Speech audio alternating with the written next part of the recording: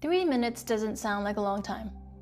But if you've ever held a Yin Yoga pose for 3 minutes, you know it can feel like forever. And that's strange because Yin Yoga looks so easy on the surface. So why can a practice that looks so gentle feel so challenging? Because the real practice doesn't begin when we come into the pose. The real practice begins when we stay, when we stop moving. Yin Yoga is built around 3 simple principles. The first core principle is we come into the pose to an appropriate depth. Now, appropriate is what's appropriate for you in this moment. The same pose can feel so different from day to day, from moment to moment.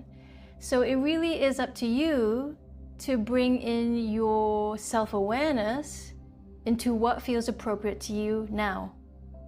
The second core principle of Yin Yoga is we remain physically still in the pose. And then the third principle is we stay there for some time.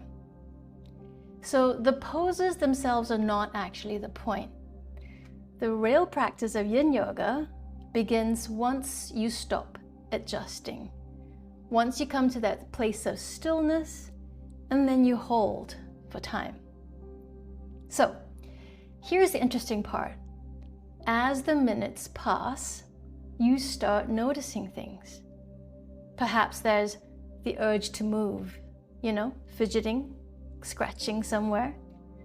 Impatience tends to come up.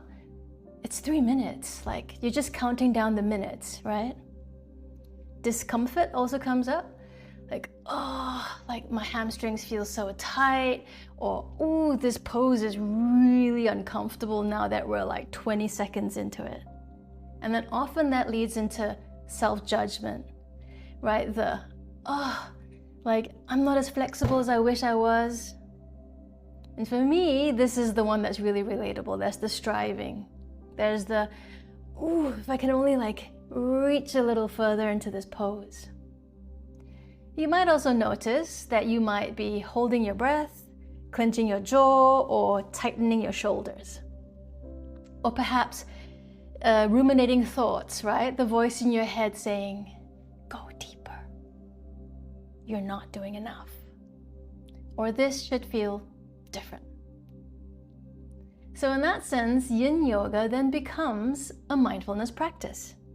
The body gives us something tangible to pay attention to. So rather than sitting on a cushion trying to quiet the mind in a traditional sitting meditation practice, we can use all of these physical sensations, emotions, and thoughts as an anchor.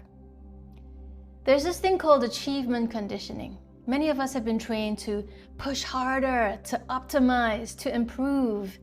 And these habits can often show up on the yoga mat too. Yin Yoga lets us observe these tendencies.